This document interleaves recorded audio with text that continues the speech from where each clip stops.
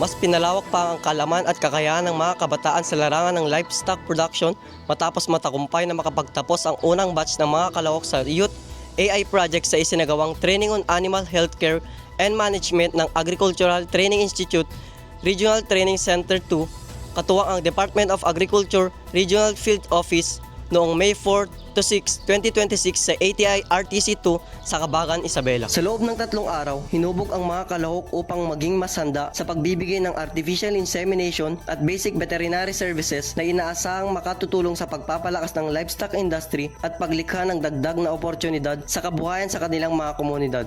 Nagsilbing resource speakers ang mga veterinaryo mula sa ATI RTZ2, DARF2 at Provincial Veterinary Office ng Isabela. Bilang suporta sa programa, tumanggap din ang mga kalahok ng basic veterinary kits na magagamit nila sa kanilang field activities bilang youth AI technicians. Kabuang 14 na kabataang kalahok ang matagumpay na nakapagtapos sa pagsasanay. Ang kanilang pagtatapos ay itinuturing na mahalagang hakbang sa pagpapatupad ng Youth AI Project na naglalayong mabigyan ng sapat na kaalaman, teknikal na kasanayan at oportunidad sa kabuhayan ng mga kabataan sa industriya ng livestock. Kaugnay ng patuloy na pagpapaunlad ng programa, nakatakdaring sumailalim ang mga kalahok sa National Competency Assessment sa May 14 to 15, 2026. Sa pamamagitan nito, magkakaroon sila ng pagkakataong makakuha ng formal na sertifikasyon at karagdagang credential bilang livestock technicians na higit pang magpapalakas sa kanilang kwalifikasyon at oportunidad sa trabaho sa sektor ng agrikultura. Ang Youth AI Project o Youth for Artificial Insemination Project ay isang programang naglalayong mahikayat at mabigyan ng oportunidad ang mga kabataan na maging katuwang sa pagpapaunlad ng livestock industry sa pamamagitan ng pagsasanay sa artificial insemination, animal production at basic veterinary services. Layunin nitong makalikha ng mga skilled youth technicians na makatutulong sa pagpapataas ng produksyon